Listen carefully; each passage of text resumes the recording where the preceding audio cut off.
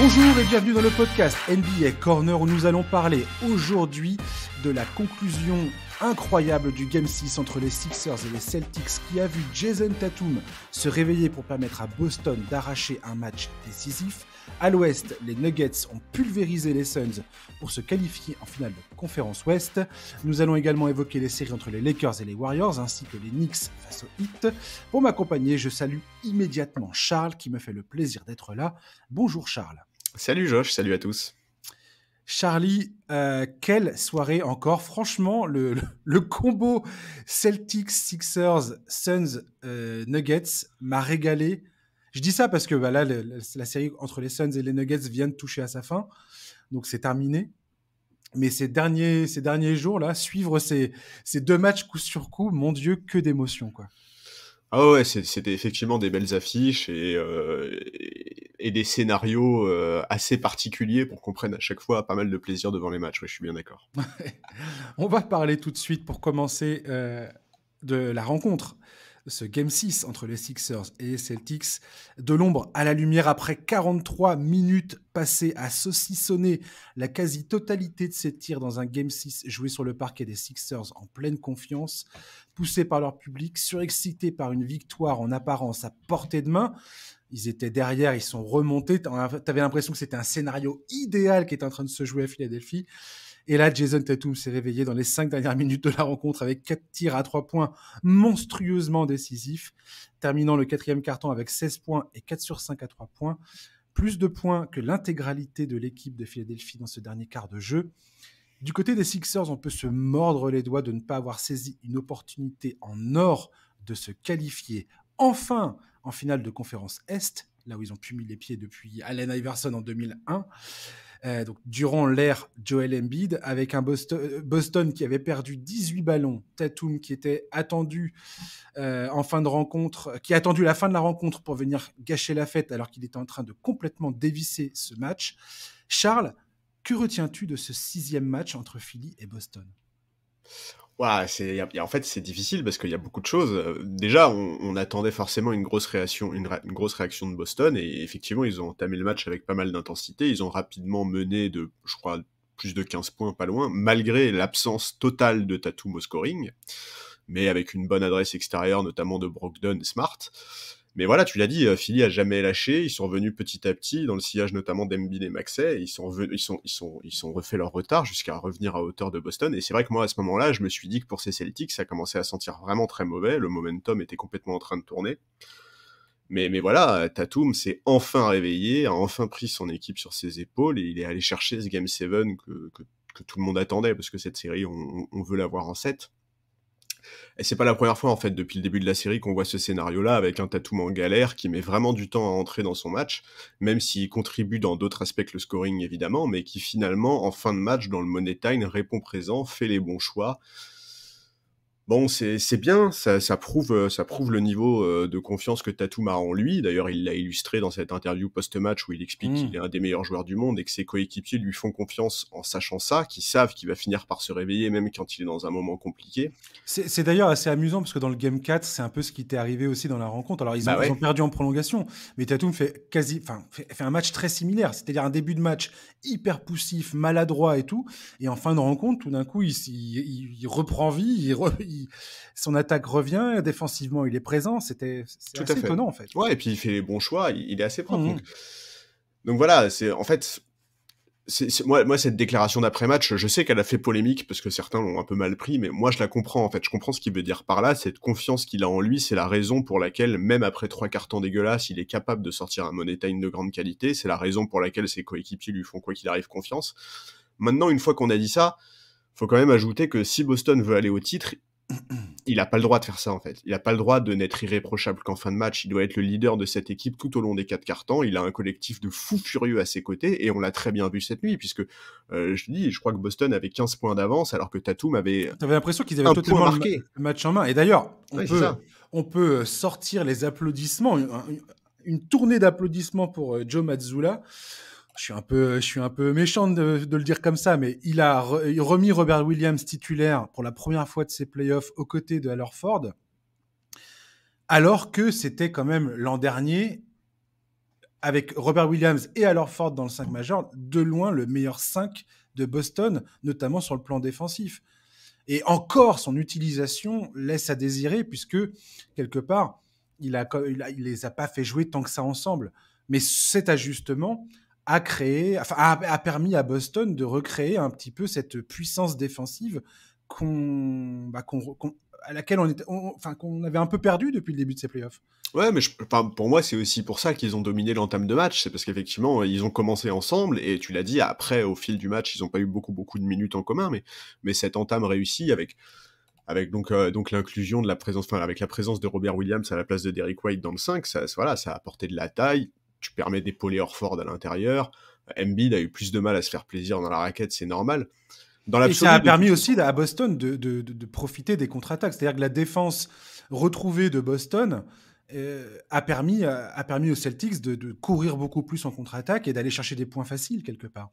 Ouais, tout à fait. Après, dans l'absolu, Embiid, sur cette série, il y a quand même eu plusieurs moments où on s'est dit qu'il était quand même pas mal géré. Alors attention, il a quand même fait des très gros matchs, on sait aussi qu'il était diminué physiquement, il n'y a pas de souci, mais Al Horford notamment a quand même fait du très bon boulot sur lui. On peut notamment penser au 4e quart-temps du match 4, où Embiid a complètement il a semblé être dépassé, on avait vraiment l'impression qu'Al Horford était rentré dans sa tête, et d'ailleurs il y a une séquence où PJ Tucker, après une grosse action, a été le secouer, et il a eu tout à fait raison de le faire, puisque Embiid a retrouvé un peu de son niveau en prolongation, et a permis à Philadelphie de remporter ce match-là. Donc oui, cet ajustement, il était bon. Moi j'avoue que j'ai toujours des doutes sur la capacité de Mazzulla à tirer le meilleur de cet effectif. Mais moi aussi. Mais bon, voilà. C'était un peu ironique ce que j'étais en train de dire. Oui, non, mais je comprends. C'est-à-dire que si tu attends le Game 6 d'une série pour faire un ajustement de cette ampleur, alors que t'es quand même dos au mur, je veux dire, mieux vaut tard que jamais, on pourrait me rétorquer, mais Mazzulla, je trouve qu'il s'en sort pas vraiment bien, en fait. Il est pas convaincant. Dans ses playoffs. Non, il est pas convaincant. Il manque vraiment des grosses limites. Et c'est peut-être trop lui demander, quelque part. C'est le plus jeune coach de la NBA, je crois. Il a quel âge, 34 ans, un truc comme ça. Enfin, ouais, si c'est le plus jeune, il a 34. C'était pas un des principaux assistants d'Ime Udoka. Enfin, voilà. Mais tu vois, justement, un peu parachuté. Oui, c'est ça. Et c'est vrai l'impression d'ensemble de ces Celtics-là, en tout cas, moi, l'impression qu'elle me laisse, elle est loin de la saison dernière, où j'avais quand même beaucoup plus le sentiment d'un groupe vraiment hyper soudé, complètement en mission, etc. Là, je sais pas, j'ai vraiment du mal... tu vois, le cas Grant Williams, par exemple, pourquoi est-ce qu'il est passé à la trappe, Grant Williams? Il était tellement important l'année dernière dans l'état d'esprit, l'intensité, il apportait des super bonnes séquences. Là, sur le match de cette nuit, Mazzulla, il utilise une rotation à 7 joueurs. Il y a que Brogdon et White qui ont eu du temps de jeu en sortie de banc. Et c'est un peu dommage, parce qu'on l'a dit plusieurs fois, l'effectif des Celtics, il est hyper intéressant. Ils ont tellement de cordes à leurs arcs. Et c'est un truc classique de coach en playoff, souvent. Ils réduisent leur rotation à minima, avec seulement 2 gars qui sortent du banc. Et effectivement, tu as tout à fait raison, Charlie. Quand tu vois l'effectif de Boston, tu te dis, mais franchement... Comment t'en es arrivé là, en fait? À te dire, tiens, allez, je joue mes 7 meilleurs gars et puis j'irai jusqu'au bout avec, quoi. Alors que t'as l'impression vraiment qu'il a jamais su, pour l'instant, exploiter le meilleur de cet effectif, clairement, quoi. Bah oui, c'est clair. En fait, c'est ça qui est terrible, c'est que on a l'impression de voir une équipe de Boston assez nettement moins forte que celle de la saison dernière, alors que je suis désolé, mais l'effectif est meilleur, quoi. Elle est moins... je sais pas. Elle est moins convaincante. Un peu ridicule de dire ça, mais elle est moins dure, elle est moins... Elle est moins intense, ouais. Elle est moins... Voilà, il y a moins d'intensité. En fait, il se donne l'image d'un groupe en mission avec cette espèce de slogan Unfinished Business là, sauf qu'en réalité, je suis désolé, mais si tu compares les deux équipes, celle de la saison dernière et celle de cette année, celle de la saison dernière donnait beaucoup plus l'impression d'être en mission, quoi. Voilà, alors est-ce que c'est uniquement de la faute de Mazzulla? Est-ce que ce qui s'est passé cet été avec Udoka a pas eu un impact profond sur le groupe? Est-ce que on sait pas tout ça, tu vois? Est-ce que Tatum est vraiment un leader C'est assez fou de reparler de ça maintenant, Charlie, parce qu'on avait parlé, toi et moi, au début de la saison du débarquement d'Ime Udoka. Bien sûr, oui, on s'était dit, mais est-ce qu'il y a un moment, ça va vraiment se voir? La saison de Joe Mazzulla il n'y avait pas des signes très inquiétants de sa capacité sur le banc. En même temps, la saison régulière est assez trompeuse parce qu'il n'y a pas du tout ce principe de série où tu joues une équipe encore et encore et encore, plusieurs matchs à la suite, où tu dois t'adapter justement.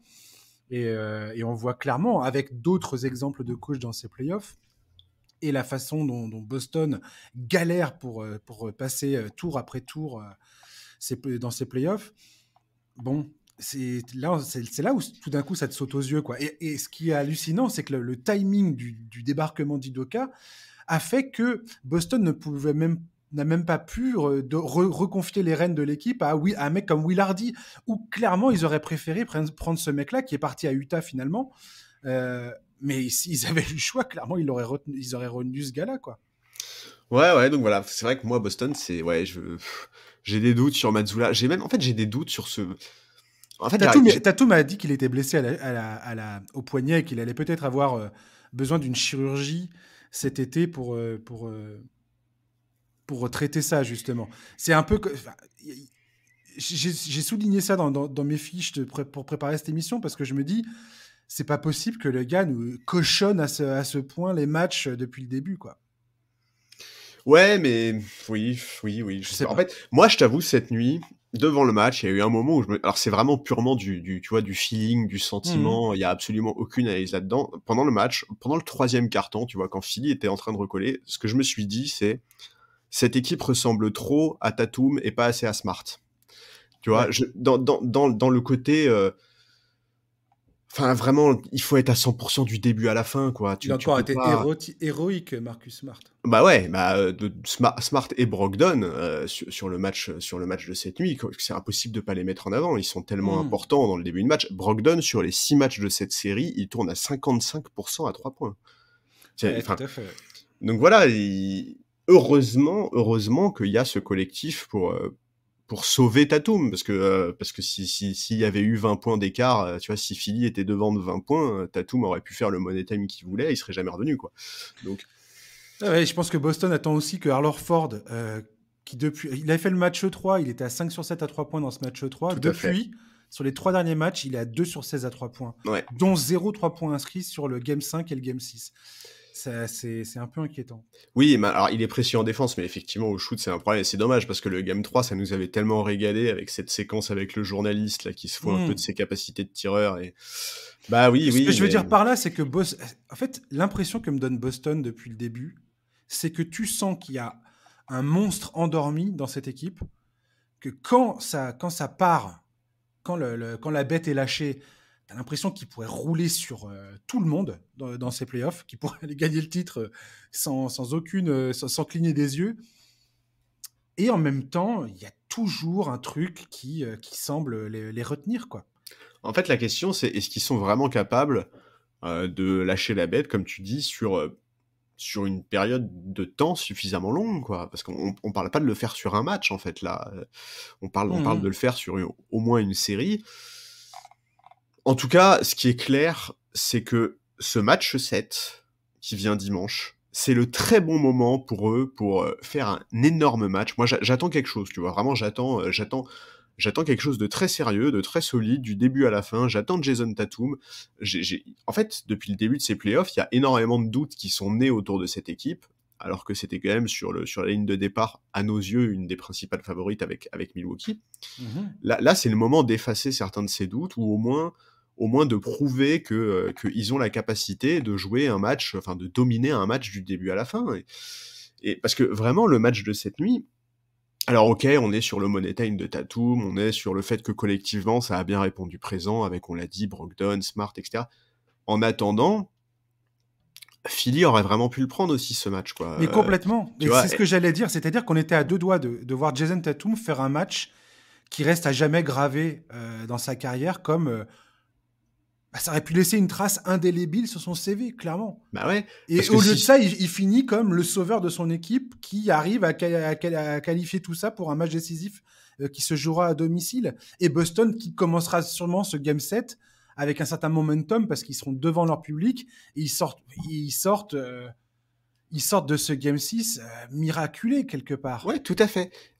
Et il faut pas oublier que, par exemple, si Tobias Harris fait pas un match cataclysmique, Si Embiid est un peu mieux servi dans le Money Time, peut-être que le résultat de ce match il est très différent et qu'aujourd'hui on parle de Boston en disant bon bah les gars cet été il va falloir faire quelque chose parce que là c'est pas possible de se faire sortir comme ça, tu vois. C'est donc oui, j'attends vraiment quelque chose de la part de Boston. J'attends mieux, beaucoup mieux.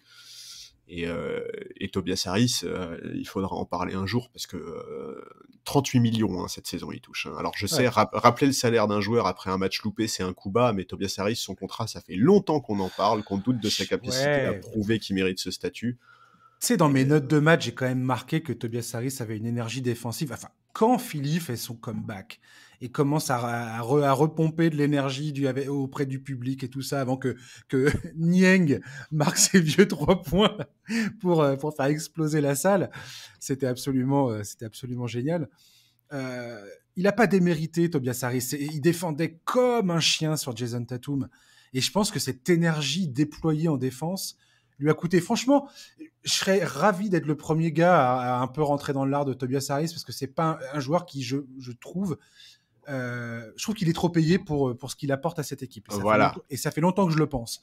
Mais pour le coup, dans ce match, je sais pas si j'ai envie de lui tomber dessus, tu vois. J'ai pas envie de lui tomber dessus, mais enfin, à 38 millions la saison, t'attends plus que de l'intensité. Bien sûr. T'attends beaucoup plus que de l'intensité et de la défense. Et toi, tout à l'heure, on parlait de Jason Tatum, James Harden. J'ai pas envie de lui tomber dessus non plus. Mais non. Dans ce match 6, il a 4 sur 16 au tir. Il perd 5 ballons, je crois. Il fait vraiment un match moyen. Mais je vais pas lui tomber dessus. Le gars a gagné 2 matchs. S'ils en sont là, c'est en grande partie grâce à lui, notamment avec ce match 1 héroïque. Alors c'est pareil, après on pourrait discuter 15 heures de est-ce que c'est Philly, est-ce que c'est Boston, est-ce que c'est la contre-performance de Boston qui permet à Philly d'exister dans cette série. Quelque part, on s'en fiche de tout ça. C'est à 3-3, il y aura un match 7. James Harden, pour le coup, tous ces gars-là, James Harden, Jason Tatum, Joel Embiid, ils vont avoir ce match 7 de Jaylen Brown, tous ces gars-là, ils vont avoir ce match 7 pour sortir le match de leur carrière. Clairement. Ouais, tout à fait. C'est un point à tous ces... Surtout quand tu vois l'état actuel de ces deux équipes, où ils en sont. Parce que mine de rien, Boston, je pense que s'ils avaient perdu ce match 6, on n'est pas à l'abri de revoir les sirènes venir nous chanter le... Est-ce que Jason Tatum et Jaylen Brown sont bien ensemble? Est-ce qu'ils ne sont pas trop redondants? Ah, mais c'est sûr. Ah, mais c'est sûr et certain. C'est sûr et certain. Qui est le vrai patron de cette équipe, machin. Et puis, il y aura sûrement des décisions à prendre avec Al Horford qui est plus... Enfin, bref. Il y aura plein de choses à discuter après coup. Oui, et puis le Kamazula. Voilà. Donc, quelque part, ce match 7, il est d'une importance vertigineuse pour ces deux clubs. Tout à fait. C'est hallucinant le poids qui pèse sur ces deux clubs au moment d'entamer ce match 7, quoi. Ouais, alors moi je trouve encore plus pour Boston, parce que si tu veux, enfin, faut se rappeler de ce qu'on disait à l'entame de la série. Embiid était absent. On savait très bien que quand il reviendrait, il serait pas à 100%. On avait des énormes doutes sur Doc Rivers, et au passage, Doc Rivers fait plutôt des bons playoffs. On avait des gros doutes aussi sur James Harden. Charles qui complimente Doc Rivers. Putain, faut que je t'ai enregistré, ouais, c'est bon. Enfin voilà, tu vois, je t'en ressortirai la bande. Aujourd'hui, il faut dire ce qui est. Si Philly sort de cette série, se fait éliminer en 7, on ne sera pas choqué, on ne dira pas c'est un scandale, on dira pas, tu vois, on sera pas étonné de ça sera pas une contre-performance de leur part. Alors évidemment, on sera toujours sur le refrain de Embiid n'a toujours pas connu une finale de conférence, il serait quand même temps de passer le cap, etc., etc. Il y aurait sûrement des questions à se poser, mais enfin, ça ne serait pas une élimination anormale, quoi. Non, mais contractuellement, il y a énormément de questions à Philadelphie. Je l'ai déjà dit dans le podcast l'autre fois, mais la nouvelle convention collective de l'NBA va changer énormément de choses pour tous les clubs dès cet été. Voilà. À Philadelphie, l'équipe de l'an prochain, de la saison prochaine peut être dramatiquement différente de celle d'aujourd'hui. Oui, c'est vrai, mais... Ça peut. Enfin, je veux dire, tu peux me dire, ouais, mais c'est le cas de toutes les équipes dans ces cas-là, Josh. Oui, mais là, je pense que, justement, tu vois, ils ont perdu le Game 7 en demi-finale en 2019 contre les Raptors, ce fameux tir absolument historique de Kawhi Leonard. Ils ont perdu en 2021 contre Atlanta. Là, tu as raison sur le fait de dire qu'il n'y a pas à rougir du côté de Philadelphie, quelque part, ils se sont battus admirablement bien. Oui. Mais je sais pas. Moi, il me semble qu'il y a quand même énormément de questions en suspens qui seront là à l'intersaison, quoi. Je suis d'accord, mais voilà. En fait, de toute façon, il y aura pas de problème avec Embiid. Il devrait pas trop y avoir de problème avec Maxey. Bon, voilà, tu vois, à partir de là, je suis pas inquiet pour l'avenir à moyen terme de cette équipe, quoi. Maxi, incroyable. Ouais. Je suis content de le voir performer enfin contre les Celtics qui lui donnaient vraiment du mal, même si à la fin de la rencontre, on a vu Boston le cibler sur les écrans pour le mettre sur Tatum pour que Tatum puisse balancer ses 3 points. C'était dommage, mais ouais, bref, on verra ça. Écoute, j'ai hâte de savoir. Je pense qu'on va avoir ce match à une heure acceptable, non? Ouais, en tout cas. Il y a pas encore, c'est pas encore décidé, je crois. Ils l'ont pas encore sorti. Il me semblait avoir lu quelque chose, mais je suis pas sûr. Du coup, je vais pas m'avancer là-dessus. Non, je crois, mais je sais pas non plus. Ouais. Je me demande si c'est pas vers 1h, 1h30 du matin, je t'avoue. Ah ouais, merde. Ouais. Moi, je pensais que ça allait être ils allaient penser à l'international, tiens. Qu'on allait avoir un match 7 à 21h30. Mais... Et alors, ton prono, toi, pour le match 7 ? Ah oui, c'est ce que j'allais te demander. Moi, tu sais quoi, j'y vais vraiment à l'envie. Je veux que Philadelphie passe. Écoute. Parce que je veux une finale NBA Nuggets-Sixers. Je le dis, voilà, c'est dit. Je veux un Sixers-Nuggets en finale. Tu veux un petit Jokic Embiid ? Exactement. Écoute, moi, mon pronostic initial, c'était Boston en 7. Donc forcément, le scénario, il me convient. Je vais pas changer mon pronostic initial. Je vais rester sur Boston. C'est vrai que t'as été bon, toi. Alors, moi, j'étais parti sur je pensais que les Sixers allaient se faire plier assez... Bah, je crois que quand l'absence d'Embiid s'était confirmée, j'avais changé pour 6. Mais à la base, le premier bracket que j'avais fait, c'était Boston en 7. Ouais. Tout à fait, je confirme. Ouais, bah écoute, on verra ça. On va parler de la suite. En tout cas, ouais, putain, Game 7. Oh là là, ça va être colossal. On va parler des Nuggets et des Suns. Les Digs ont fini par céder. Comme la saison dernière, les Suns terminent leur campagne de playoffs sur une gifle monumentale à domicile. Cette fois, ce sont les Nuggets de Nikola Jokic qui sont venus s'imposer dans un Game 6 terminé dès la fin du premier quart-temps. Ils menaient 44-26. Derrière le 5e triple-double du pivot serbe dans ses playoffs. Phoenix jouait sans DeAndre Ayton, blessé à la cage thoracique, sans Chris Paul, absent depuis le match 2, absolument incandescent sur les 2 matchs joués à Phoenix. Devin Booker a reposé les pieds sur terre. Kevin Durant n'a jamais été en mesure de faire la différence ou de prendre le relais de manière crédible sur cette série. Charles, ton impression générale après cette qualification de Denver? La marche était trop haute pour ces Suns, en fait. Sans Ayton et Chris Paul, c'était trop compliqué. Déjà, quand Ayton est là, on voit ce qui était demandé à Booker et KD pour remporter un match. À partir de là, on comprend la limite de ces Suns-là. Donc, d'une certaine manière, j'ai presque envie de te dire que c'est déjà pas mal d'avoir remporté les matchs 3 et 4 à domicile quand on voit ce que le reste de la série a donné, en fait. Écoute, par quoi commencer Avant la série, on s'était demandé qui en serait le meilleur joueur. On a eu un duel magnifique entre un Devin Booker honnêtement héroïque. Ça a été vraiment le patron de son équipe, hyper efficace, superbe dans l'intensité, il a défendu. Et un Jokic qui termine cette série. Attends, les chiffres de Jokic sur la série, c'est 34,5 points, 13 rebonds, 10 passes, 60% au shoot, 44% à 3 points. J'ai beaucoup repensé à cette question que tu m'avais posée. Et pendant la série, je me suis dit, mais c'est... Enfin, là, il n'y a plus de doute, en fait. Ah bah non, il n'y a plus de doute. Nikola il a effacé Jokic les doutes. est largement le meilleur joueur de cette série. Évidemment, c'est incroyable. Et d'un certain cran. Alors, Devin Booker a été absolument... Magnifique, incroyable. Mais ça a duré un temps et quelque part, j'ai envie de dire, de manière assez compréhensible, il pouvait pas continuer comme ça. Le gars était en sprint absolu à 100% tout le temps, prenait des shoots avec 2 défenseurs collés dans son short et il shootait à 79% de réussite au tir. Enfin, je veux dire, c'était absolument irréel. C'était un jeu vidéo. C'était vraiment. C'est même plus un jeu vidéo. En mode facile, tu vois. Voilà, en mode ultra facile. Donc et là, Jokic, Je veux dire, c'est le 3e joueur de l'histoire avec LeBron James et Oscar Robertson à cumuler au moins 200 points, 60 rebonds, 60 passes décisives sur une série. Ouais. Ces stats, tu en as parlé. Je veux dire, moi, un des critères que je retiens pour dire ce joueur est vraiment un grand joueur, d'un point de vue historiquement grand, historiquement marquant, c'est la capacité d'un joueur à monter de niveau entre la régulière et les playoffs. Et Dieu sait que quand tu vois le niveau de Jokic en régulière, tu te dis, est-ce qu'il y a encore un autre niveau auquel il peut aller, ce gars-là, c'est ça. vraiment? Est-ce qu'il peut monter encore? Est-ce que c'est possible seulement? Et mon Dieu, oui, c'est possible. Ouais. Ouais, moi je suis hyper content parce qu'en plus, honnêtement, ce joueur est encore très sous-estimé. Alors, c'est dingue de dire ça à propos d'un double MVP, mais il suffit de lire un peu ce qui se dit à droite à gauche, notamment sur les réseaux sociaux. Il y a encore beaucoup de gens qui doutent de son vrai niveau, probablement aussi puisque Denver, c'est pas la franchise la plus sexy. Il y a beaucoup de fans de NBA qui regardent pas leurs matchs. C'est pas toujours diffusé sur antenne nationale, etc.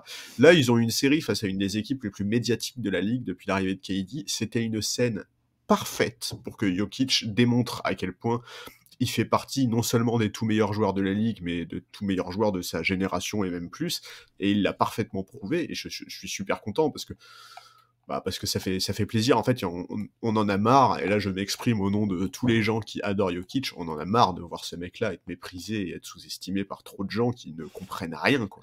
Mais Charles, ça c'est même pas terminé en vérité. N'importe qui de Warriors Lakers sort de la demi-finale, de cette demi-finale. Tu peux être certain que Warriors ou Lakers seront donnés favoris face aux Nuggets. J'en suis quasiment persuadé. Oui, ça je suis d'accord avec toi, mais c'est pas tout à fait pareil, tu vois. Je comprends ce que tu veux dire, mais sur le cas Jokic à proprement parler, là je pense quand même qu'il a quand même un peu mis les points sur les i. Mais t'as raison, il faudra qu'il aille gagner un titre en étant le patron pour que les regards changent vraiment sur cette équipe, ça c'est vrai. Complètement. Ça, c'est vrai. Complètement. Et d'ailleurs, c'est très intéressant ce que tu dis là, parce que je serais probablement moins contrarié d'entendre dire les Lakers sont favoris ou les Warriors sont favoris, ne serait-ce que par rapport au pédigré de LeBron James et Stephen Curry qui ont déjà montré par A plus B qu'ils sont largement capables de mener une équipe jusqu'au bout. Et Jokic, je suis absolument ravi de le voir face à cette adversité, parce qu'au final, c'est la dernière marche pour lui, quelque part, en tant que joueur. Bah ouais. Il en avait rien à faire de gagner son 3e titre de MVP. Tu voyais bien que pour lui, le plus important aujourd'hui, c'est de continuer à aller loin. Il se qualifie pour la 2e fois de sa carrière en finale de conférence. La dernière fois, c'était en 2020, c'était dans la bulle, mais là, en 2020, ça paraissait être un peu un braquage, vu comment ils sont arrivés là. Ils avaient été menés 3-1 contre Utah, ils s'imposent 4-3.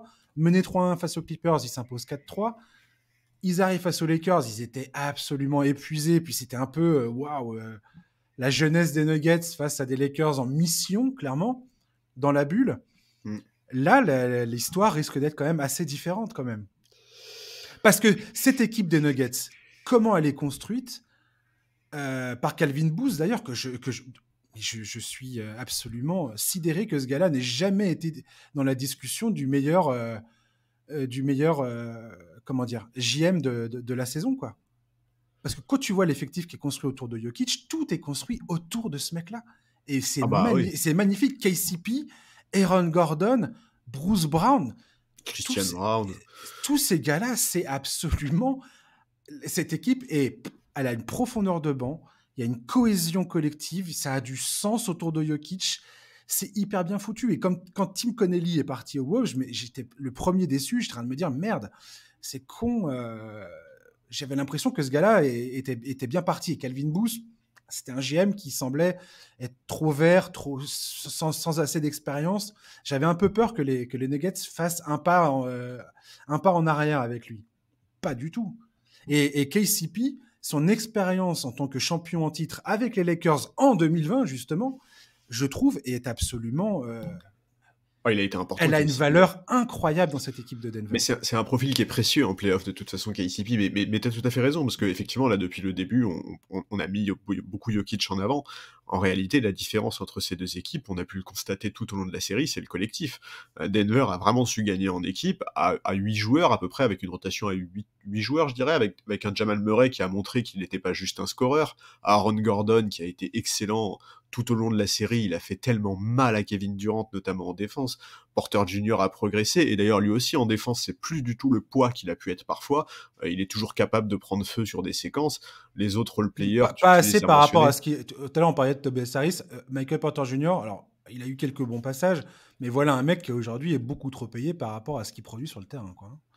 Oui, je suis d'accord. Maintenant, ils en sont pas au même stade de leur carrière. Il va falloir qu'ils se réveillent parce que bon. Oui, mais ils en sont pas au même stade de leur carrière, tu vois. C'est sûr, mais plus d'espoir pour un Porter Junior que pour un Tobias Harris sur les années qui viennent, quoi. Oui, mais là, Denver, ils sont clairement. Enfin, je veux dire, c'est quand même une saison, une occasion en or massif d'aller au bout. Ça ne se passera pas si Michael Porter Jr. sort pas n'améliore pas ses performances sur le terrain de façon sérieuse, quoi. Ouais. Mais bon, écoute, voilà. Denver a vraiment montré. En fait, depuis le début de ces playoffs, on le dit, Denver c'est peut-être l'équipe qui montre le visage le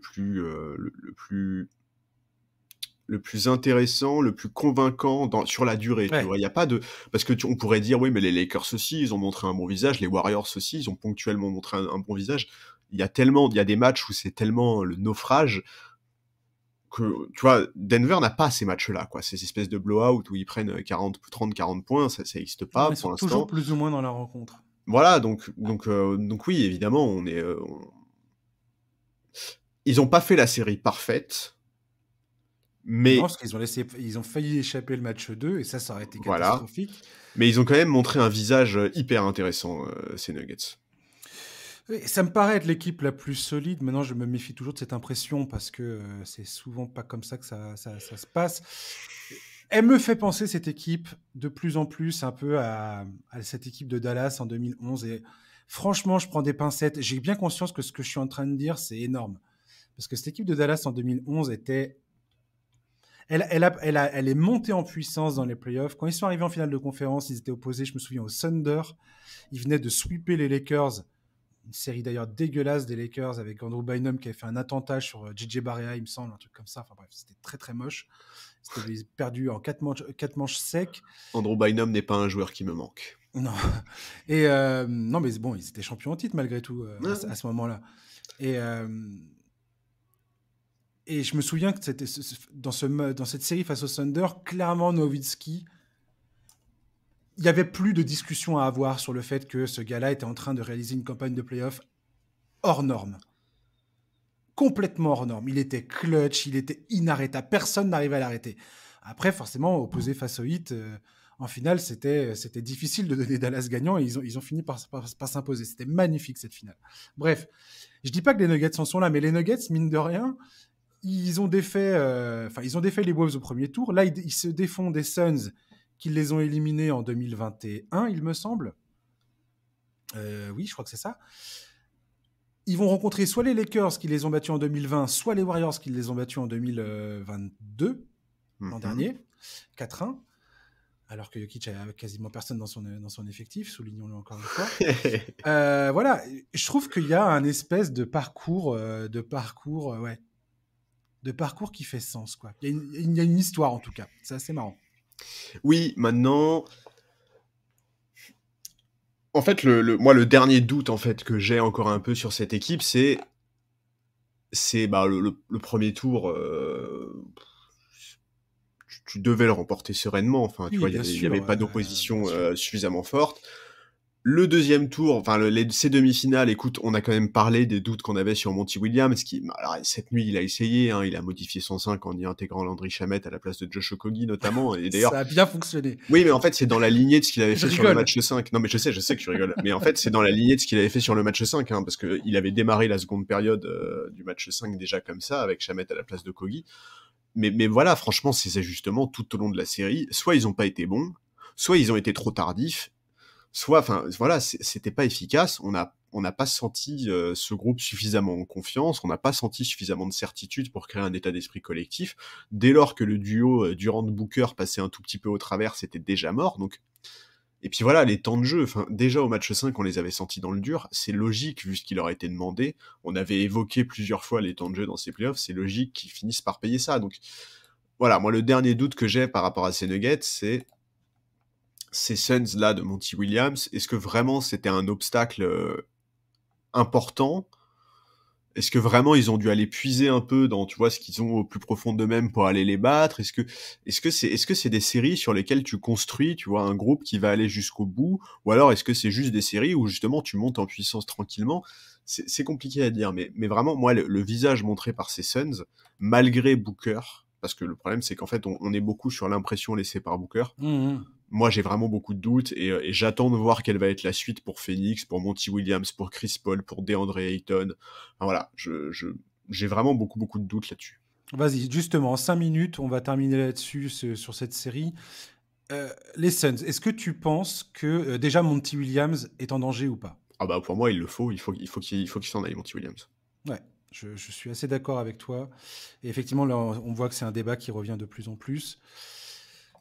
J'ai cependant l'impression que c'est pas impossible que des mecs comme Kevin Durant et Devin Booker aient du mal à les laisser à donner, à co-signer cette histoire. On verra bien. Parce que Matisse Billa vient à peine de racheter le club. Il faut bien avoir conscience de ça aussi. C'est très particulier cette situation. Bref. Dans les contrats garantis, il y a Kevin Durant, plus de 47 millions la saison prochaine, Devin Booker, 36 millions, DeAndre Ayton, 32,5 millions, Landry Shamet, 10 millions. Dans les options d'équipe et les contrats non garantis, il y a Chris Paul, qui est à moitié garanti sur ses 31 millions à peu près, c'est ça. Enfin 30,8. Cam Payne, qui a un tiers de son contrat garanti, et Ish Wainwright, qui a une option d'équipe à 1,9 million. Et les free agents, ce sont Torrey Craig, Josh Okogie, TJ Warren, Jock Landale, Terrence Ross, Darius Bazley, Bismack Biyombo, Diamond Lee, soit la quasi-totalité du reste de l'équipe.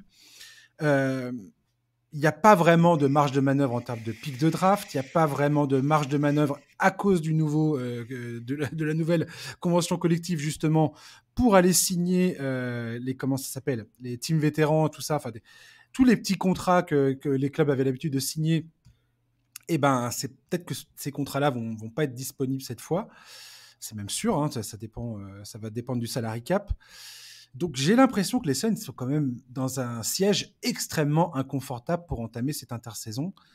Et je vois pas trop quelles sont les solutions. J'ai vu des articles qui citaient éventuellement des recrues comme Jeremy Grant ou Kyle Kuzma pour venir compléter l'équipe. Et à la main, il y en a beaucoup qui sont en train de dire « Ah tiens, Chris Paul, est-ce que ce serait pas le moment de le faire bouger et de ramener, mais ramener qui ?» Et il y en a qui sont là à dire pourquoi pas Fred VanVleet et pourquoi pas, je te le donne en 1000. Non, je ne veux pas l'entendre. Kyrie Irving. Alors si Kevin Durant, pour le coup, signe l'arrivée de Kyrie Irving dans ce club, mais je ne le défendrai plus jamais. Je veux plus jamais. Non, plus jamais. Mec, salut, t'es tout seul. Ciao. Ouais, genre arrête, débrouille-toi. Bref. Non, écoute, les derniers échos qu'on avait quand même, c'était que KD était, enfin, il y avait un peu de l'eau dans le gaz. Enfin, on n'a pas beaucoup de détails sur comment ça s'est fini entre les deux, mais bon, moi j'ai du mal à y croire à l'histoire Kyrie Irving, Fred VanVleet, je peux le comprendre, mais effectivement, dans tous les cas, moi, Chris Paul, il a eu 38 ans là il y a quelques jours quand même. Hein. Donc effectivement, je pense que ça va être un cas dont il va falloir se préoccuper. Il est systématiquement blessé en play-off, arrêtez. Oui, et même quand il n'est pas blessé, aujourd'hui, il a une production qui est quand même très en deçà de ses standards en carrière. Ouais. Bon, voilà. Tu l'as dit, il n'y a que 15 ou 16 millions qui sont garantis sur la saison prochaine. Il faut s'en servir, il faut l'utiliser. Pour moi, parce qu'après, il a encore une autre année sur son contrat, mais qui cette fois-ci n'est pas garantie du tout, il me semble. Oui, c'est ça, ouais. Donc, et les contrats qu'ils vont plus pouvoir signer, voilà, j'ai retrouvé le truc, c'est les mid-level. Les mid-level exceptions vont être grandement impactés par la nouvelle convention collective. Tout à fait. Mais Chris Paul n'est pas le seul. Hein. Moi, je suis désolé. DeAndre Ayton, j'ai vraiment des doutes sur le fait qu'il soit à l'intérieur dont a besoin cette équipe. Il y a un souci avec lui, je suis désolé, on n'a jamais retrouvé le joueur qu'il était lors de la campagne de playoff de 2021. Il est extrêmement frustrant, et je sais que je suis pas du tout le seul à le trouver frustrant. D'ailleurs, même Monty Williams se trouve frustrant, hein. Il l'a quand même benché dans le money time du match 3, ça en dit très très long. Voilà, DeAndre Ayton, je suis pas sûr que ce soit vraiment le profil d'intérieur dont cette équipe a besoin. Et toi et moi, on en a parlé un petit peu en off, parce que oui, mes chers auditeurs, on fait des fois un podcast en entier avant même de commencer ou en terminant les podcasts. L'amplitude de conversation est assez colossale. Bref, mais tu me disais que peut-être que le profil que cherchaient les Suns, c'était plus un profil, un mec comme Kevon Looney quelque part, un mec qui va aller au charbon, qui va un peu un profil, pour être vulgaire, un peu un profil éboueur, quoi. Voilà, ouais, un mec qui est là pour faire le sale boulot, qui se prend pas pour un autre, qui ne se voit pas, qui ne se rêve pas première ou deuxième ou même troisième option de son équipe. Juste voilà, un joueur qui sera là pour faire le boulot à l'intérieur et est-ce que ce serait poser des gros écrans, ouais. Bah, un mec comme Steven Adams, tu vois, ça serait absolument parfait pour les Suns. Alors après, attention, c'est des profils de joueurs qui te demandent aussi de prendre ça en compte quand tu construis ton effectif. C'est sûr que tu vas avoir besoin si tu prends un mec qui est pas capable de shooter, tu vas avoir besoin de mettre des shooters autour de Booker et KD. Mais bon, voilà, Kevin Durant, là, il va avoir 35 ans. On sait exactement ce qu'il peut apporter, même si forcément le poids des années va commencer à se faire sentir, hein, ça reste un être humain, mais quand tu vois le niveau de Devin Booker sur ces playoffs-là, voilà, la paire Booker-Kevin Durant, je pense qu'il y a moyen de l'entourer beaucoup mieux qu'aujourd'hui, et éventuellement d'avoir sur le banc un mec qui serait capable d'apporter plus de variations, de tenter plus de choses, de prendre les bonnes décisions. Ouais. Je pense qu'avec un effectif beaucoup plus cohérent, et le chantier est colossal pour les Suns, là, il y a vraiment énormément de travail. Mais je pense que ce qu'on a vu dans ces playoffs, le duo Durant-Booker, ça peut fonctionner si tu les entoures bien. Ouais, je suis d'accord. Mais va falloir vraiment batailler ferme avec tous les autres clubs de la NBA pour aller trouver les bons contrats et faire venir les bons gars, tout en jonglant avec les nouvelles contraintes de la convention collective, je le dis et je le répète. Ça va vraiment être très, très compliqué. Et c'est colossal le travail qui reste à faire là-bas. Et sûrement avec des décisions très compliquées à prendre, comme tu l'as dit, avec Chris Paul, avec DeAndre Ayton éventuellement. Je pense que c'est... Et là, il n'y a plus le choix, en fait. Il n'y a plus le choix du côté des Suns. Ils ont fait ce transfert pour Kevin Durant. Bah ouais. Alors, je vois qu'il y en a qui commencent à poser la question, est-ce que c'était une erreur ou pas? Est-ce qu'ils ont trop payé ou pas? Écoute, on va pas refaire l'histoire. De toute façon, maintenant, on le jugera à la fin. Voilà, c'est ce que l'équipe est telle qu'elle est. L'absence de Chris Paul a permis de révéler que Durant et Booker ensemble, ça peut être une machine de guerre absolument incroyable. Maintenant, faut qu'il y ait un effectif autour, quoi. Et je pense que la fin, aussi violente soit-elle, ou de ce que ça peut paraître, parce que oui, ça se termine sur un truc absolument... C'est moins violent que la saison dernière, quand même. Oui, c'est beaucoup moins violent que la saison dernière. Je suis tout à fait d'accord avec ça. Il y a beaucoup plus de façons d'expliquer ce qui s'est passé. Il y a beaucoup plus de façons d'expliquer pourquoi ça s'est pas bien passé, in fine. Et je pense véritablement que les Suns, il y a quelque chose, mais là, il faut que dès l'intersaison, ça soit tout de suite cohérent. Ouais. Il n'y a pas de temps à perdre. Là, maintenant, ils ont le compte à rebours qui commence, ne serait-ce que par rapport à Kevin Durant. Et il va falloir allumer des cierges pour qu'il ne se reblesse pas d'ici là, parce que tu sais qu'il n'arrête pas de se blesser lui aussi. Il faut le ménager, de toute façon. Enfin, depuis sa fameuse rupture du tendon d'Achille en 2019. Mais voilà, on verra. On verra comment ça se passe. Ouais, on verra. Mais en tout cas, Devin Booker, sur ces playoffs-là, a montré quand même que c'était... l'évolution de Devin Booker par rapport au début de sa carrière est quand même hallucinant. Il faut se rappeler de ce qu'on disait sur lui au début de sa carrière, où il était très clairement plus préoccupé par ses stats personnels que par le fait de gagner un match avec son équipe.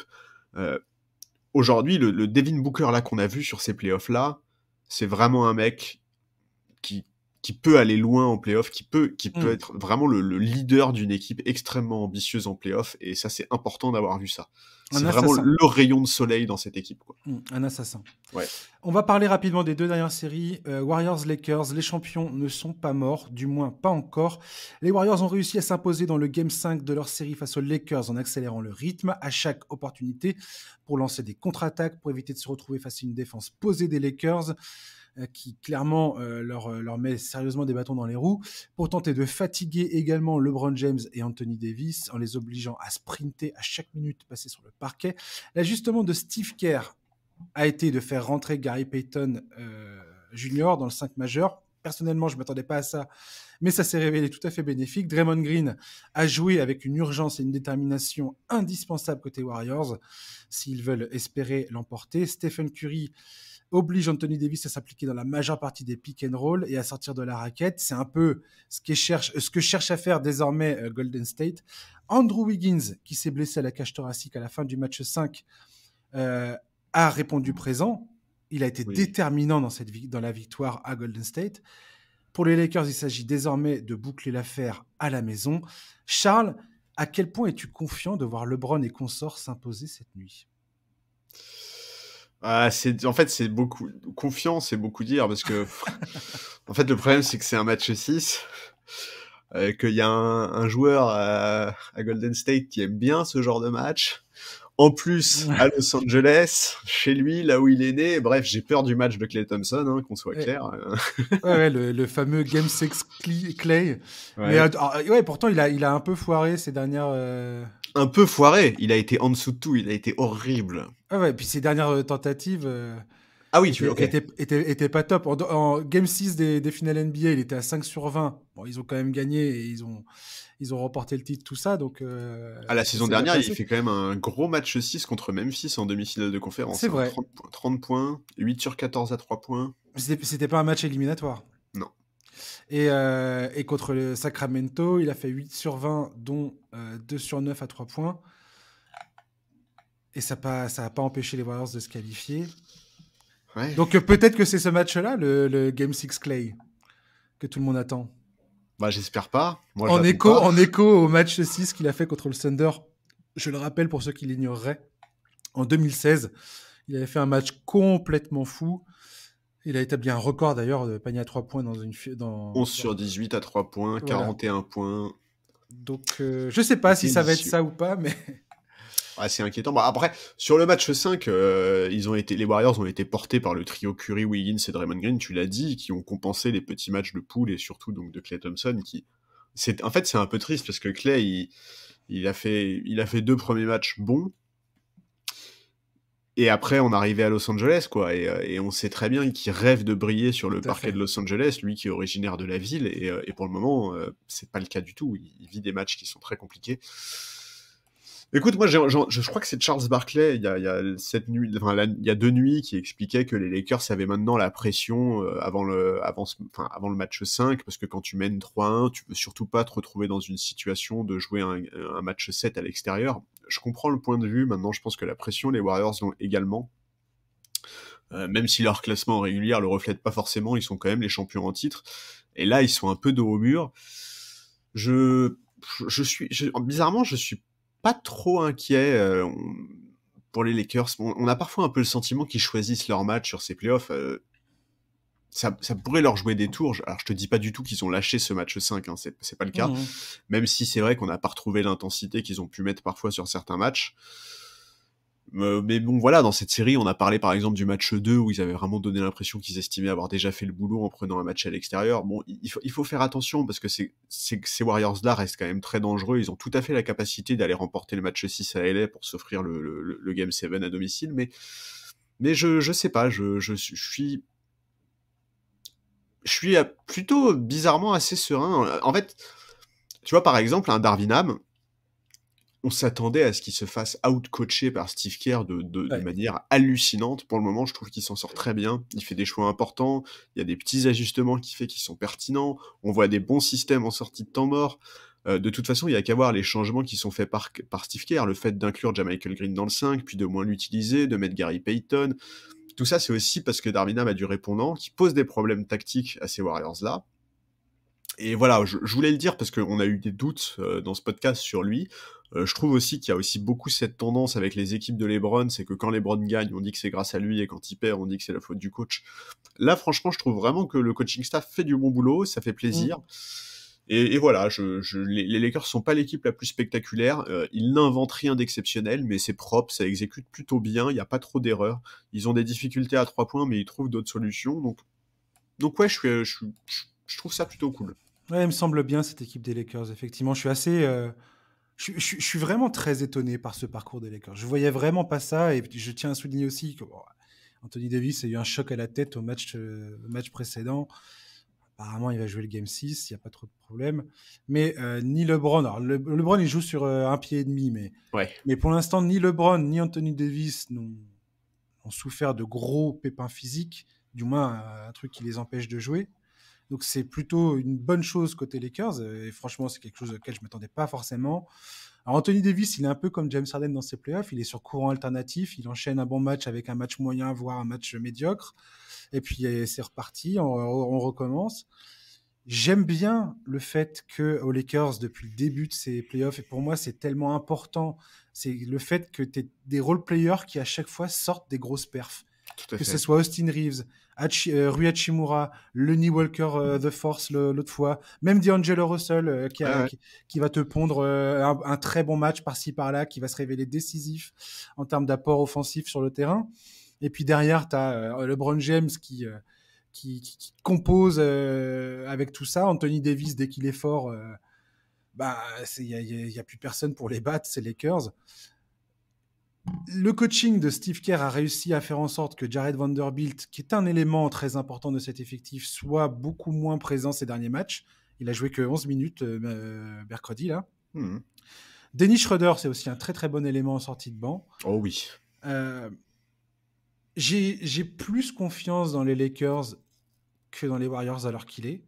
Et en même temps, j'ai bien conscience que une fois que j'ai dit ça, ça n'enlève pas le fait que en face, tu as Stephen Curry, qui, je trouve, doit beaucoup trop en faire, en fait. Je le trouve beaucoup plus isolé Bah oui, mais oui, je suis d'accord avec toi. que ne l'est LeBron James. Bah, Si on résume ce face-à-face, le face-à-face de ces deux clubs à ces parce deux que, gars, parce que le collectif répond moins présent aussi. voilà, ouais. Et là, on sait que apparemment, Andrew Wiggins, sa blessure à la cage thoracique, ça a l'air assez sérieux. Et sans ses 25 points dans le match 5, clairement, ça se passe pas bien pour Golden State. Et Oui, et puis il a eu un s'il rôle est hyper important diminué, la saison dernière aussi. voilà. Et là, s'il est diminué physiquement, bon, ça va être compliqué, quoi. Ouais, Sauf ouais. si Klay Thompson nous fait une explosion offensive. On n'est pas à l'abri de ça. En fait, je sais absolument pas te dire ce que j'en pense. Je suis aussi perdu qu'au début de cette série. Bien que je m'attendais pas à voir les Lakers prendre un avantage de 3-1, quoi. Et c'est idéal, là. Match 6 à la maison. Logiquement, tu finis le travail si t'es LeBron James. Voilà. En fait, ouais, voilà, c'est ça. Pour aller décrocher cette série, les Warriors ont besoin que Klay Thompson et Poole soient à un autre niveau, en fait. C'est C'est ça que clair. je pense. Pour bien dégoûter tous les fans des Lakers, ça va être Jordan Poole qui va vous sortir, qui va vous planter 45 pions dans les dents cette nuit, quoi. Je suis sûr que ça va se passer comme ça. Bah écoute, On, quelque on part, attend tous Klay Thompson et ça va être Jordan Poole qui va sortir du bois. ouais, quelque part, c'est à la limite, si ça arrive, je vais te dire tant mieux pour cette équipe, parce que les playoffs que fait Jordan Poole, là, Oh la vache. on parlait du contrat de Tobias Harris tout à l'heure, Jordan Poole, Oh la bon, vache. va falloir un peu se poser quelques questions. Écoute, moi, c'est pas impossible, tout comme c'est pas impossible de voir un Anthony Davis à nouveau dominant, et Anthony Davis, il a fait des Ah matchs oui. absolument monstrueux dans ces playoffs. Ah mais pour moi, c'est la clé des Lakers dans toute cette série, de toute cette campagne de playoffs. C'est Bah lui oui, qui oui. déterminera jusqu'où vont les Lakers, quoi. Et sans même parler de son apport offensif, défensivement, il est hallucinant. On a entendu LeBron dire qu'il était le meilleur défenseur de toute la ligue. On comprend pourquoi il dit ça. Franchement, il est injouable. Il peut garder tellement de profils différents. Dans la dissuasion, il est hallucinant. Bref, il est hyper impressionnant. Moi, j'avoue que je reste un peu sur ma faim quant à son utilisation en attaque. C'est peut-être un des derniers trucs que je reproche à Darvin Ham. C'est que je pense que les Warriors n'ont absolument personne qui soit vraiment capable de l'arrêter quand il est bien. J'aimerais bien qu'il Mhm. soit cherché plus souvent lancé face au panier, qu'il ait plus de ballons au poste. Voilà, il faut qu'il comprenne qu'il doit être ce joueur. Il y a eu trop de secondes mi-temps depuis le début de ces playoffs où il disparaissait un peu parce qu'il était moins servi. Quand ça arrive, il faut absolument qu'il tape du poing sur la table et qu'il dise hey, les gars, le patron c'est moi qui vais mettre les points, donc vous allez tout de suite arrêter votre délire et me rendre le ballon. Mais voilà, il est en fait, c'est aussi ça le côté frustrant avec Anthony Davis. Et c'est quelque chose Ouais. qu'on a déjà évoqué dans ce podcast et que tous les analystes en NBA disent. il n'a pas la mentalité d'un franchise player, dans le sens où il n'est pas du genre justement à taper du poing sur la table et à dire maintenant on arrête les conneries, on me file le ballon au poste et moi je vais vous plier la rencontre. Et ça ferait du bien quand même parfois. Ouais. Écoute, à voir. Je sais pas si je... Ah, toi, ton prono initial, c'était Warriors en 7, hein, c'est tout à fait possible encore. Oui, mais je t'avouerai que je m'attendais pas à les voir galérer à ce point-là quand même. On voit bien que les Lakers ont quand même la main. Pour moi, ils ont une demi-tête d'avance, mais ça se joue à rien. C'est tellement fluctuant, c'est tellement volatile, ce qui se passe à chaque match. Je sais jamais quoi penser à la fin d'une rencontre. Quand j'ai une certitude, dès que j'ai une certitude, le match d'avant va nettoyer complètement ce que je pensais, quoi. Ouais, je suis d'accord. Alors voilà, sauf du match 3-4 où, voilà, je te dis, le fait qu'ils prennent l'avantage 3-1, ça m'a vraiment surpris. Je m'attendais vraiment pas à ça. Et enfin, tout ce délire. Je veux dire, le scénario où on a les Lakers et le Heat en finale NBA est possible. C'est magnifique. Ah, deux équipes qui étaient dans le play-in, quoi. Le 7e à l'ouest contre le 8e à l'est, mais j'en veux tous les jours de cette finale. Arrête. Tous les jours. Mais pourquoi arrête? Ce serait génial. Parce que ça veut dire que les Nuggets sont pas en finale. Oui, alors voilà. Commence pas à venir me chercher les poux, là. Non, mais c'est vrai que ce serait une finale qui, moi, sur le papier, je la trouverais incroyable, quoi. Je la trouverais incroyable. Ça va te plaire, ça. Et elle serait pas volée. Volée du tout. Pas du tout, ouais. Elle serait pas volée du tout. Et voilà, moi, mon prono initial, c'était les Lakers en 7, mais j'avoue, je pense qu'ils vont clore l'affaire à domicile cette nuit. LeBron sait très bien ce qu'implique le fait d'aller jouer un match 7 à l'extérieur. Il voudra conclure à domicile. On voit depuis le début de la série à quel point il dicte le ton sur le parquet. Alors, pas statistiquement, hein, notamment tu l'as dit, parce qu'il est sur une jambe et demie, mais dans l'implication, dans le fait de diriger le jeu, c'est vraiment un leader. On le voit très souvent donner des consignes aux joueurs, comment réagir aux écrans, comment machin. Et voilà, il est vraiment génial et je le vois pas laisser passer cette occasion-là. Je pense pas non plus. Ouais. C'est pas le genre de la maison, j'ai l'impression. Non, c'est pas le genre.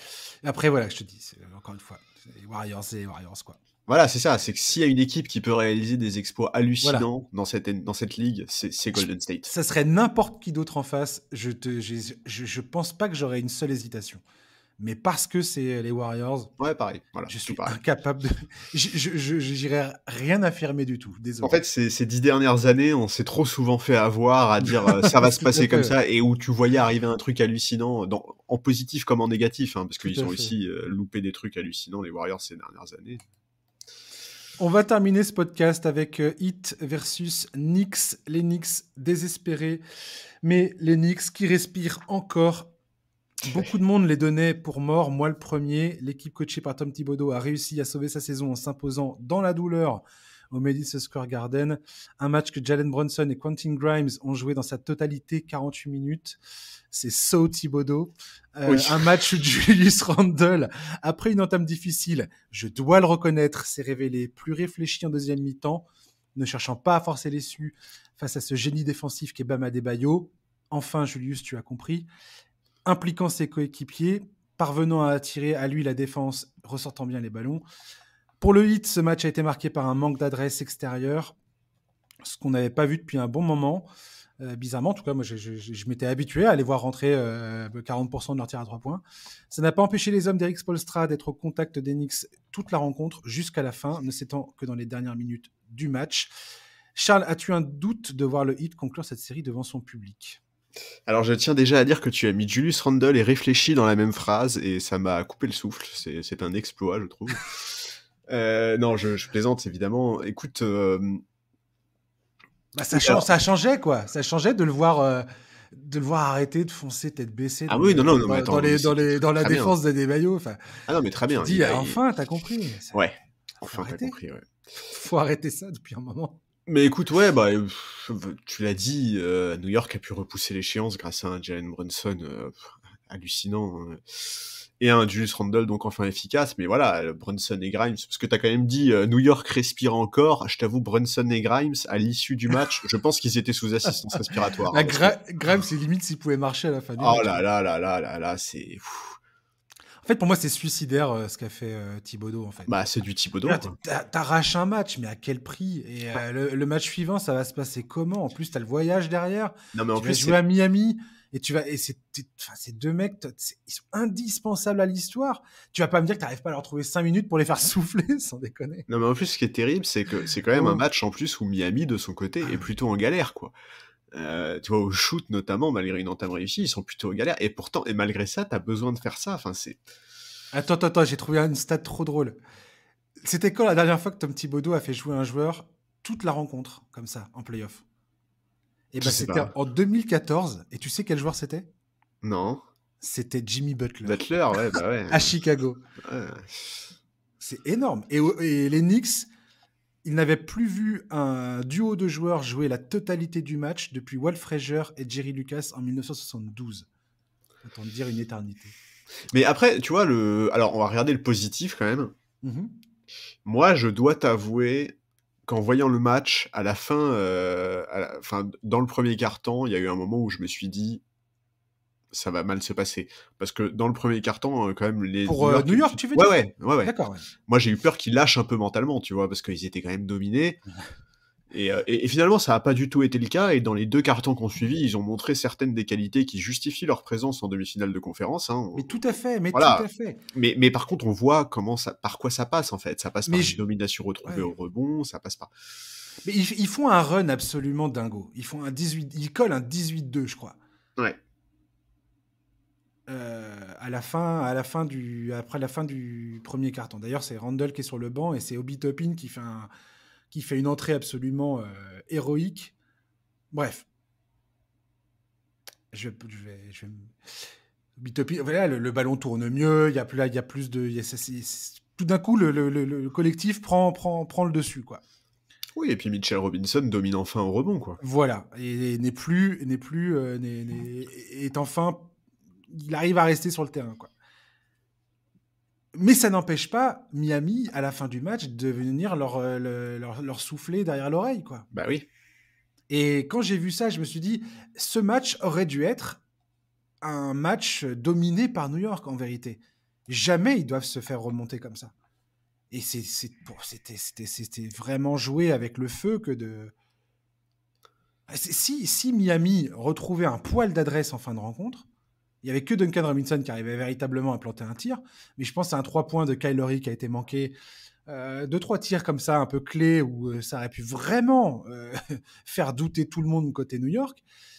C'est pas rentré. Le Heat était à 13 sur 43 à 3 points dans ce match, mais il y avait énormément de shoots ouverts. Et si la qualité des shoots est la même, est similaire au Game 6, je vois pas ce qui va empêcher Miami de s'imposer, quoi.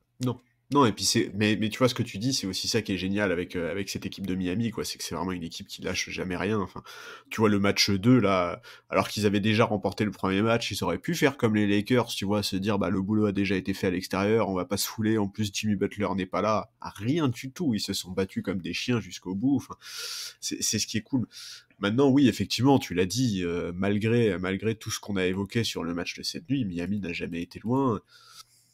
Écoute, voilà, la question, par exemple, c'est est-ce que Randle va pouvoir continuer sur ce rythme-là, tu vois, sur les prochains matchs? Moi, j'en suis vraiment pas sûr. Tout au long de la série, il a été en galère, très bien défendu. Il fait un nombre de mauvais choix hallucinant. Il n'est pas toujours concentré, que ce soit en défense ou au rebond. Enfin, bref, c'est un énorme problème pour New York parce que... C'est incroyable. Ouais, mais c'est normal. En fait, ce que tu dis est incroyable, en vérité. Mais en fait, ce qui est encore plus incroyable, c'est parce que je dis, ce qui est encore plus incroyable, c'est qu'une grande partie du jeu offensif de cette équipe passe par Randle. Et alors, heureusement, ça s'est inversé sur cette série de playoffs, mais avant ça, il était le plus gros usage rate de cette équipe devant Jalen Brunson, et ça en dit très long sur son importance dans les schémas de Thibodeau. Alors, on va pas d'ores et déjà tirer le bilan de ces playoffs et de la pertinence de voir autant de ballons passer par lui, parce que la série n'est pas terminée, donc évidemment, on va attendre pour faire ce diagnostic-là, pour faire ce bilan-là. Tout à fait, je suis tout à fait d'accord avec toi. Parce que c'est pas impossible que New York l'emporte et pousse un match 7 au Madison et finisse par l'emporter. Enfin, je vais dire, jusqu'à preuve du contraire, tout est... Oui, c'est tout à fait... Bien sûr que c'est encore tout à fait possible. Tous les scénarios sont encore possibles. Mais justement, c'est à lui de faire oublier ces playoffs qui sont décevants jusque-là et d'aller sortir 2 énormes matchs pour donner une chance à son équipe d'accéder à la finale de la conférence. Parce que Parce que sur ce qu'on a vu jusque-là, malgré le match de cette nuit, pour moi, c'est clair que je vois Miami remporter le match 6 et accéder à la finale de conférence en étant huitième à l'Est, quoi. Et je trouve qu'ils ont de la marge. Alors, autant j'ai aucun doute. Je suis tout à fait d'accord. Et ils ont, pour moi, ça se gagne, ils gagnent au métier, à l'expérience. Ça paraît, c'est pareil. Là, on peut m'envoyer la réflexion en me disant, mais Josh, niveau analyse, 0. Mais je sais pas, j'ai vu trop de séries de playoffs comme celle-ci où clairement, quand tu as une équipe aussi jeune que les Knicks qui vient à peine qui s'est formée comme ça, je sais que c'est c'est la deuxième fois qu'ils se qualifient en playoff. Et avant, il n'y avait pas de Jalen Brunson et il n'y avait pas plein de joueurs dans cette équipe. Je veux dire, quoi qu'il arrive, le parcours des Knicks, c'est une victoire. Quoi qu'il arrive. Ce soir, ils perdent. Ça sera une victoire quoi qu'il arrive. Alors oui, je vois ce que tu veux dire, mais c'est surtout, en fait, c'est une étape hyper importante dans la construction de cette équipe. Ces playoffs donnent des informations. Il faut prendre en compte ce qui s'est passé et continuer à avancer, éventuellement axer plus la reconstruction autour de Brunson que de Randle, ça me semble assez évident. Éventuellement profiter des bonnes stats de Randle cette saison pour tester un peu le marché. Bon bref, tout ça, c'est des trucs qu'on verra après. Mais voilà, effectivement, tu l'as dit, en fait, cette équipe de Miami, elle semble trop sereine, elle semble trop pleine de conviction, et c'est hallucinant de dire ça quand on parle d'une équipe où les mecs sont non draftés, enfin voilà, tu vois, genre. Et qui est rentré par la petite porte, je dis. Exactement, qui est rentré par la lucarne, quoi. Qui est rempli en galérant face à Chicago. Non, mais c'est clair. Un match de play-in après une défaite. Ils sont rentrés par la chatière dans le garage, enfin, tu vois, c'est n'importe quoi, mais c'est trop bien coaché. En plus, là, Bam Adebayo, il est tout énervé parce qu'il y fait pas partie de la All Defensive First Team. Alors là, il va nous faire un match 6, à mon avis, bien énervé. Bref. Oui, ça m'énerve, moi, ces deuxièmes lectures qu'on a toujours. Parce que les NBA Team et tout ça, c'est décidé avant les playoffs. Oui, mais écoute, faut arrêter de s'exciter dans tous les sens, là. Enfin, je veux dire, il y a des joueurs, ils étaient pas hyper probants pendant la saison régulière. En playoff, ils ont complètement explosé sur le devant de la scène. Bon, ça arrive tous les ans, quoi. C'est des leviers de motivation, tu vois. J'espère bien, j'ose espérer que Bam Adebayo n'est pas dérangé par ça au point de pas dormir la nuit, mais si ça peut lui donner le petit surplus de motivation, tu vois, pour nous sortir un gros match 6, écoute, tant mieux. Mais voilà, le visage de toute façon que cette équipe de Miami nous montre depuis le début des playoffs, et je précise bien depuis le début des playoffs, et surtout pas depuis le début du play-in, c'est trop convaincant, en fait. Tout à fait. Vraiment, voilà, moi j'aime énormément ce que montre cette équipe. Incroyable. Et je trouve ça génial. Enfin, j'en parle comme si c'était déjà fait, mais je pense qu'ils vont retourner en finale de conférence. C'est la 3e finale de conférence de cette franchise depuis 2020. En 4 saisons, ouais. C'est dingue quand tu vois les effectifs qu'ils ont. C'est complètement fou. C'est complètement fou. Et voilà, et reste à voir contre qui ils seront, parce que les premières ont toujours été contre Boston, donc est-ce que ça sera une nouvelle édition? Il y aura un documentaire à faire sur cette équipe une fois que... Bah de toute façon, oui. Alors déjà, il y aura... Ça touchera à la fin, mais rien que là, déjà, sur les 4 saisons qui... S'il y avait que ces 4 saisons-là, déjà, ce serait un truc absolument... Non, mais déjà, il faut faire des analyses scientifiques sur Jimmy Butler pour comprendre comment est-ce que ce mec-là est fait, parce que ça, c'est pas normal. Il faut analyser sur le front office cerveau du Heat aussi, parce que comment tu vas chercher des mecs non draftés dans tous les sens? Non, et puis qui sont plus forts et plus convaincants que des mecs qui étaient des pics de draft. Puis il faut cloner le cerveau de Spoelstra, quoi. C'est important. Hein. Quel génie, Spoelstra. Quel génie. Enfin, vraiment. Quelle campagne de playoff il nous fait. C'est clair. Incroyable. C'est clair. Merci, Charlie, de m'avoir accompagné. Écoute, merci à toi. C'était un plaisir, comme toujours. Yes. Et chers auditeurs, merci de nous avoir écoutés. Vous allez vous régaler, là. Il n'y a que des matchs énormes à venir, dont au moins sur un match 7. On verra s'il n'y en a pas d'autres qui vont débarquer d'ici là. Bref, on se retrouve après le week-end, lundi prochain, pour un nouveau numéro du podcast NBA Corner. D'ici là, passez donc un très bon week-end. Hein. On essaye de faire ça. Et puis on se retrouve lundi. Ciao.